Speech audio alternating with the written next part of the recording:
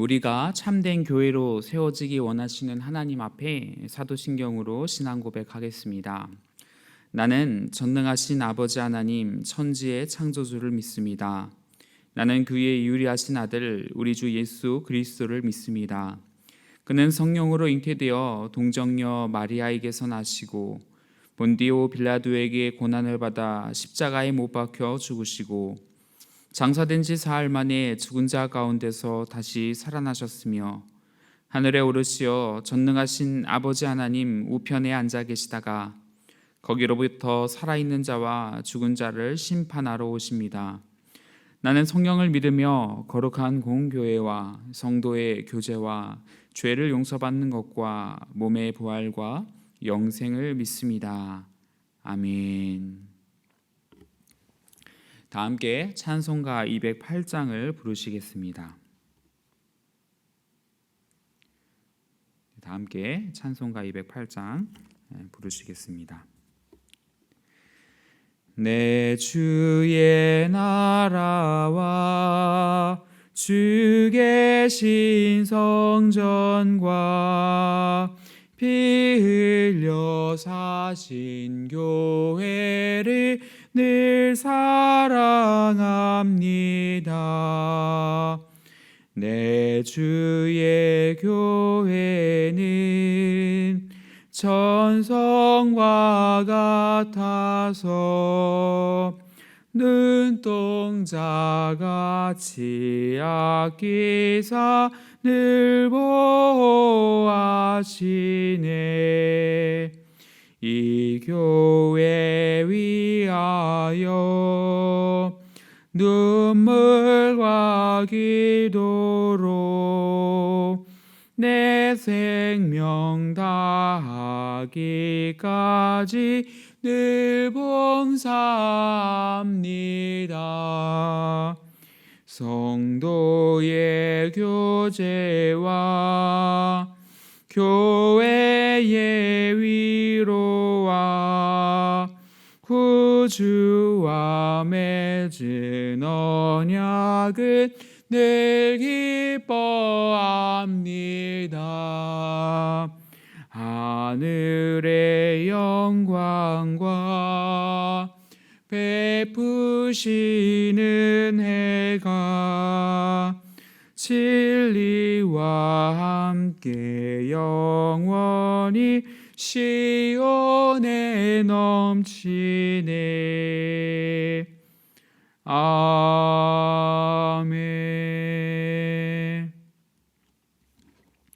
오늘 우리에게 주신 하나님 말씀은 사도행전 11장 19절에서 30절까지의 말씀입니다. 신약 207면에 있습니다. 사도행전 11장 19절에서 30절까지의 말씀을 함께 교독하겠습니다. 그때 스데반의 일로 일어난 환란으로 말미암아 흩어진 자들이 베니게와 구브로와 안디오까지 이르러 유대인에게만 말씀을 전하는데 그중에 구브로와 브레네 몇 사람이 안디옥에 이르러 헬라인에게도 말하여 주 예수를 전파하니 주의 손이 그들과 함께 하심에 수많은 사람들이 믿고 주께 돌아오더라.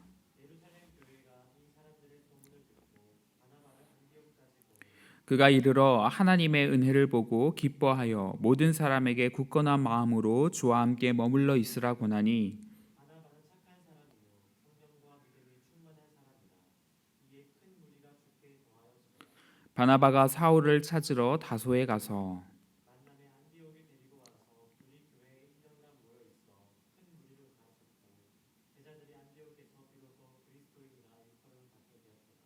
그때 선지자들이 예루살렘에서 안디옥에 이르니 그중에 아가보라 하는 한 사람이 일어나 성령으로 말하되 천하에 큰 흉년이 되리라 하더니 글라우디오 때에 그렇게 되니라. 제자들이 각각 그 힘대로 유대에 사는 형제들에게 부조를 보내기로 작정하고 이를 실행하여 바나바와 사울의 손으로 장로들에게 보내니라. 아멘. 버즈 올드린이라는 이름을 들어보셨는지 모르겠습니다. 버즈 올드린 아마 대부분 처음 들어보셨을 것 같습니다. 이 버즈 올드린은 우주 비행사인데요. 우리가 잘 아는 닐 암스트롱과 함께 인류 최초로 달에 발을 딛게 된 사람입니다. 달 탐사 시 닐 암스트롱만 간 것이 아니라요. 함께 동행하는 두 사람이 더 있었는데 그 중에 한 사람이 바로 이 버즈 올드린이라는 사람이었습니다.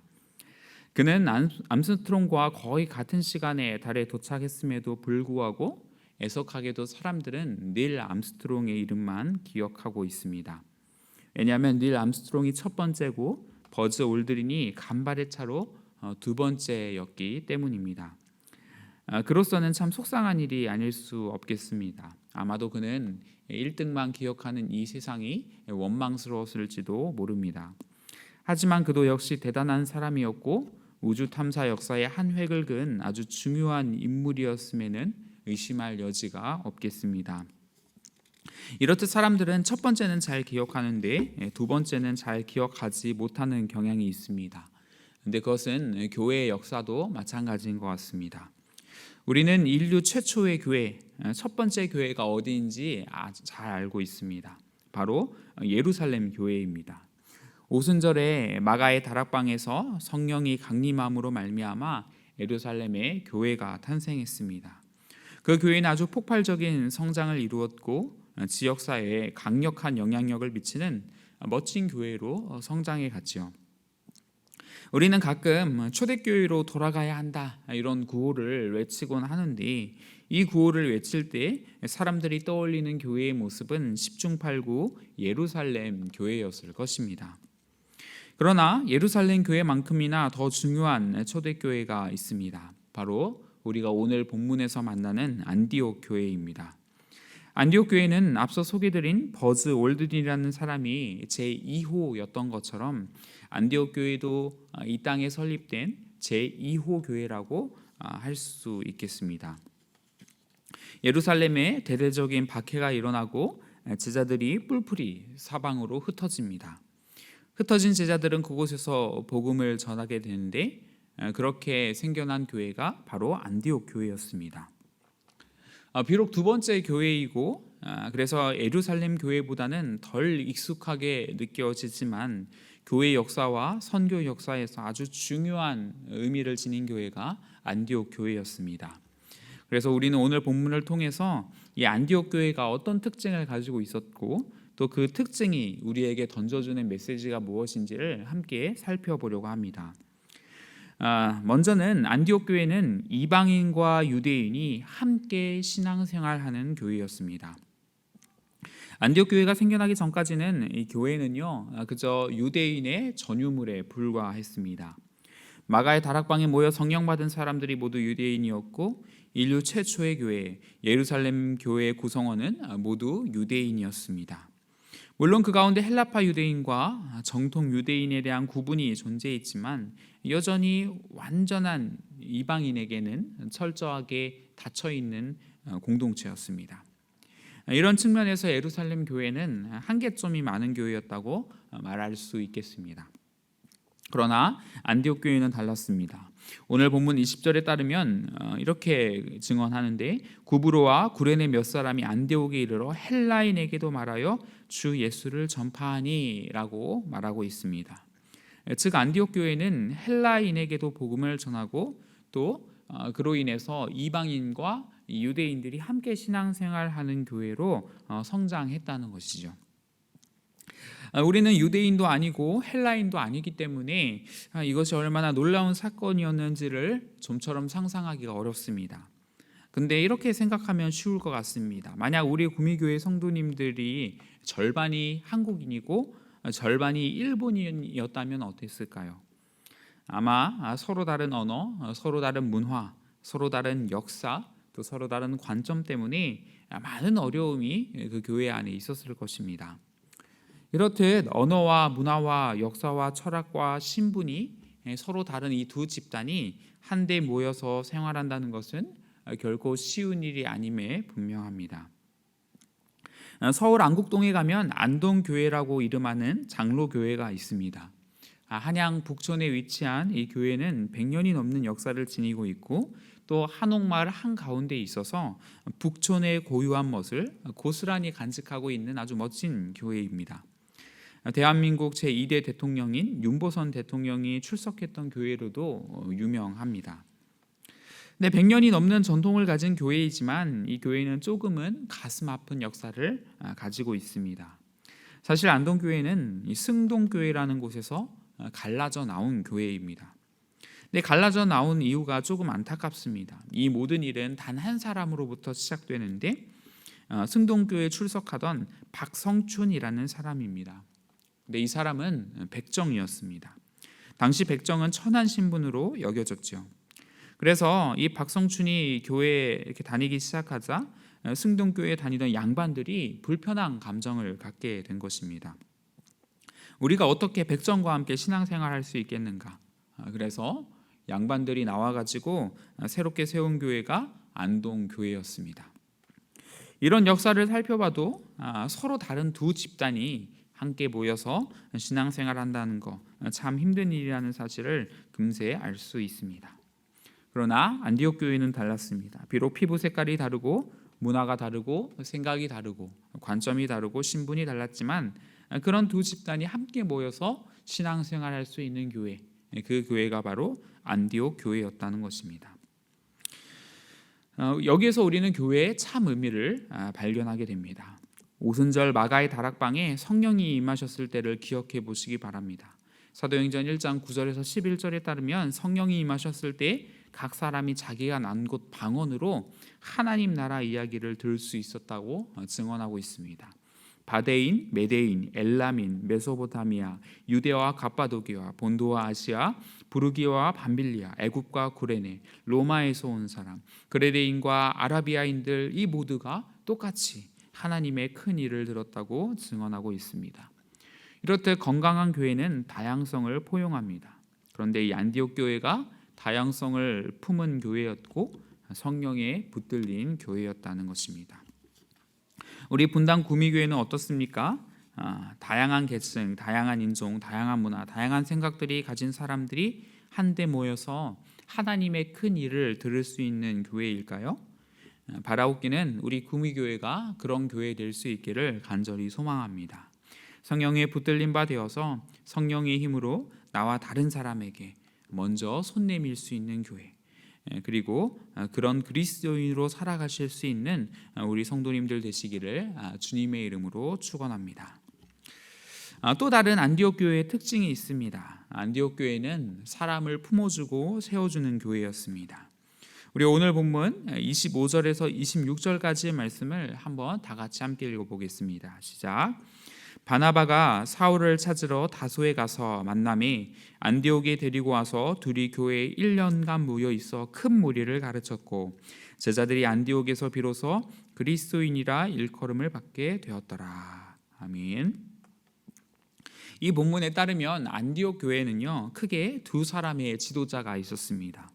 한 사람은 바나바이고요, 또 다른 한 사람은 바울이었습니다. 그런데 이 바나바와 바울 두 사람을 비교해 보면 한 사람은 목회자로서 손색이 없지만 다른 한 사람은 목회자로서 좀 하자가 많은 사람이었습니다. 먼저 바나바를 살펴보겠습니다.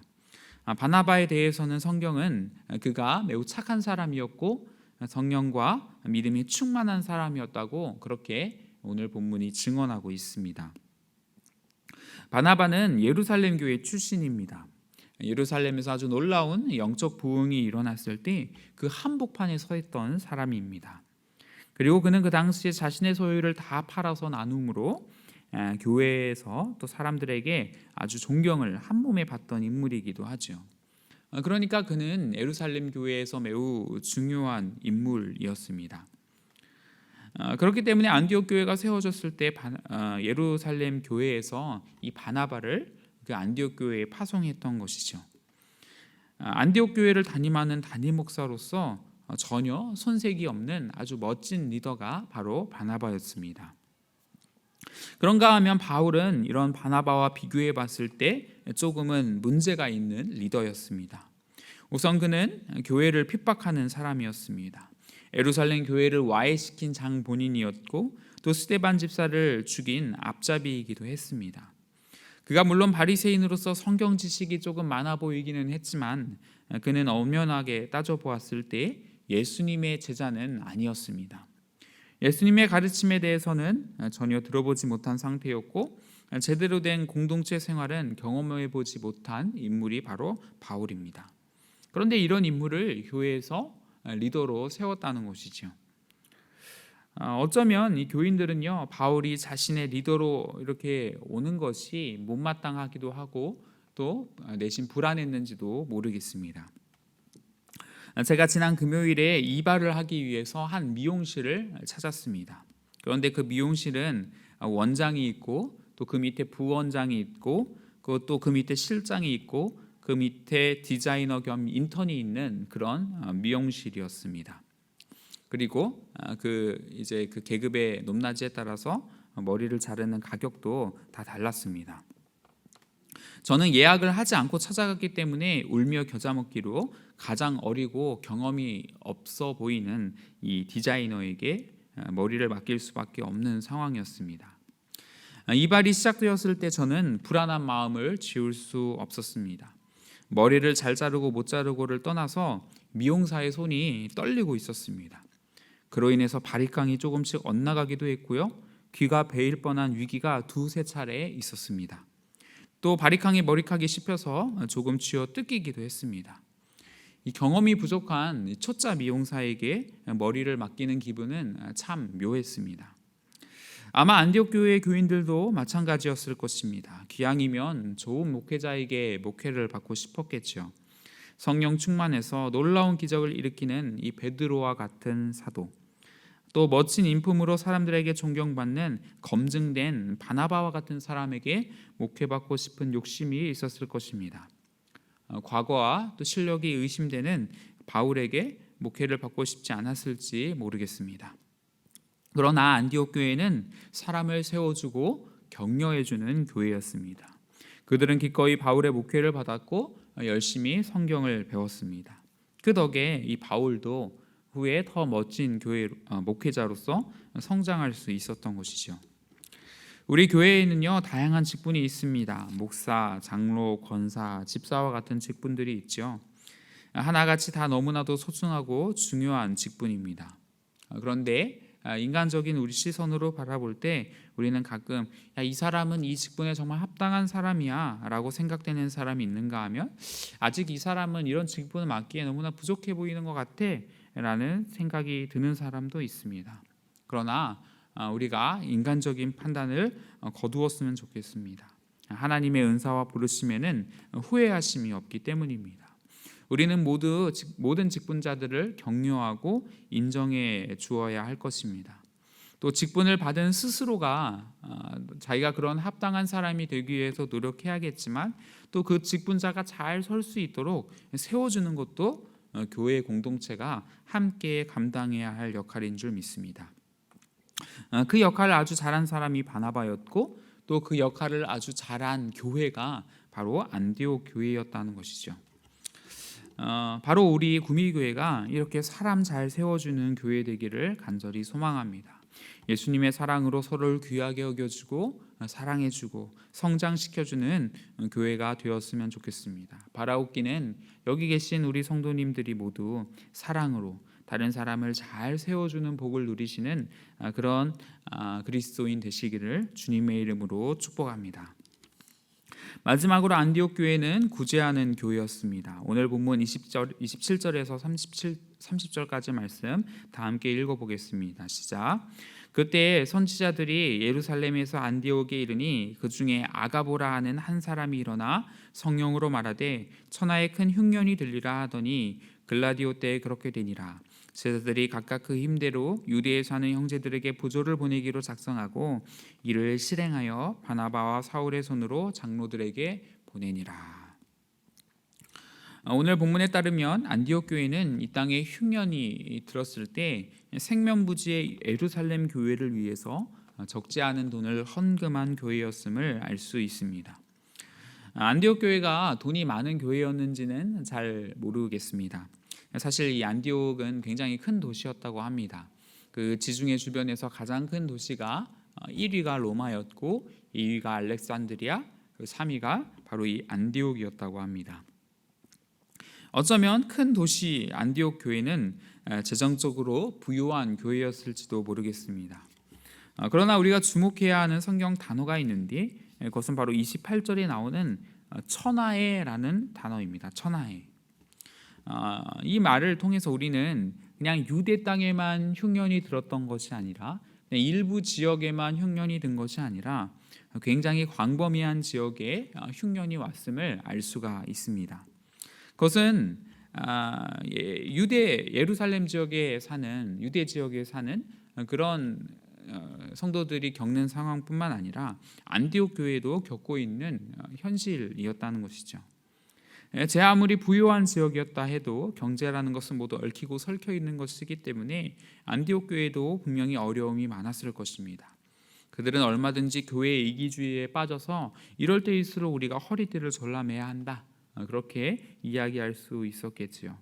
그러나 안디옥 교회는 그렇게 하지 않았습니다. 오히려 이런 어려운 가운데서도 눈을 들어 다른 교회에 섬기는 일을 충실히 감당했던 것입니다. 구제는 교회의 본질적인 사역입니다. 구제는 선택이 아닌 것입니다. 교회가 폭풍적으로 성장했던 시기, 또 교회에 영적 부흥이 있었던 시기에는요, 사람들이 모여서 예배만 드리지 않았습니다. 사람들이 모여서 찬양만 하고 기도만 하지 않았습니다. 믿는 무리가 한 뜻으로 물건을 서로 통용하였고 자기 재물을 자기 것이라 주장하는 사람이 없었다고 성경은 증언합니다. 그들은 자신의 소유를 팔아 기꺼이 가난한 자들에게 나누어 주었습니다. 그리고 안디옥 교회도 마찬가지였습니다. 이렇듯 초대교회의 모든 교회들은 모두 하나같이 다 마음을 모아 구제하는 교회였다는 것이죠. 구제는 선택이 아닙니다. 그리고 우리가 중요하게 생각하는 예배와 기도와 이렇게 비교해 봤을 때 후순위로 밀려나는 행위도 아닌 것입니다. 물론 교회는 사회봉사단체가 아닙니다. 사회복지기관도 아니지요. 그러나 구제하지 않는 교회는 교회라고 말할 수 없는 것입니다. 예수님께서 삭개오를 만나셨을 때를 기억해 보십시오. 예수님이 삭개오에게 언제 구원을 선포하셨습니까? 삭개오가 자기가 토색한 것이 있다면, 다른 사람을 속여 빼앗은 것이 있다면 4배로 갚아서 돌려주겠다라는 고백을 하는 순간 예수님께서는 삭개오에게 이 집에 구원이 임했다, 그렇게 선포하고 있습니다. 포도나무에 포도가 열리고 배나무에 배가 열리고 사과나무에 사과가 열리듯이 그리스도인에게는 반드시 구제와 나눔의 삶이 열매 맺게 되어 있는 것입니다. 왜냐하면 이 구제 사역이 교회의 본질이기 때문에 그렇습니다. 우리 구미교회는 어떻습니까? 우리는 다른 사람들을 섬기고 구제하는 일을 쉬지 않는 교회입니까? 다행히 우리 구미교회는 살아있어서 참 많은 섬김을 감당하는 그런 교회인 것 같습니다. 그런데 바라옵기는 우리 구미교회가 또 우리 여기 있는 우리 성도님들이 더 많이 다른 사람들을 섬기고 구제하는 일에 힘을 다함으로써 참된 교회의 삶을 살아가실 수 있기를 주님의 이름으로 축복합니다. 기도하겠습니다. 하나님 아버지, 우리가 오늘 본문을 통해서 안디옥 교회가 어떤 교회였는지 알아봤습니다. 하나님, 우리도 안디옥 교회처럼 하나님이 기뻐하시는 참된 교회 되기를 간절히 소망합니다. 안디옥 교회처럼 나와 다른 사람을 잘 포용하고 환대하는 교회 되게 하여 주옵소서. 또 안디옥 교회처럼 다른 사람들을 하나님의 일꾼으로 세워주는 덕 있는 교회 되게 하여 주옵소서. 또 안디옥 교회처럼 다른 사람에게 받기보다 다른 사람에게 나눠줄 수 있는 복된 교회 되게 하여 주옵소서. 우리가 바로 하나님이 찾으시는 그 교회 되기를 간절히 소망합니다. 감사드리며 예수님의 이름으로 기도드립니다. 아멘. 하늘에 계신 우리 아버지, 아버지의 이름을 거룩하게 하시며 아버지의 나라가 오게 하시며 아버지의 뜻이 하늘에서와 같이 땅에서도 이루어지게 하소서. 오늘 우리에게 일용할 양식을 주시고 우리가 우리에게 잘못한 사람을 용서하여 준 것 같이 우리 죄를 용서하여 주시고 우리를 시험에 빠지지 않게 하시고 악에서 구하소서. 나라와 권능과 영광이 영원히 아버지의 것입니다. 아멘. 네, 이 시간 말씀 가지고 기도하겠습니다. 우리가 하나님이 기뻐하시는 교회 되게 해달라고 함께 기도하기 원합니다. 오늘은 월요일입니다. 월요일은 구미교회의 비전을 위해서 기도하는 날입니다. 하나님, 우리 교회가 풍성한 생명, 건강한 교회 이루게 해달라고 기도해 주시면 좋겠습니다. 또 지역사회를 위해서 기도해 주시기 바랍니다. 이 지역사회가 하나님의 은혜로 안정되고 평안하게 해달라고, 특별히 비가 와서 참 많은 어려움을 겪고 있는 지체들이 있을 것인데 그들을 하나님께서 보호하여 주시고 위로하여 달라고 기도해 주시면 좋겠습니다. 또 우리 주변에 어려움 당하고 있는 환우들의 회복을 위해서 기도해 주시고 여러분의 개인적인 기도 제목을 가지고 기도하시기 바랍니다. 하나님께서 우리의 기도를 들으시고 반드시 응답해 주실 줄 믿습니다. 함께 기도하겠습니다.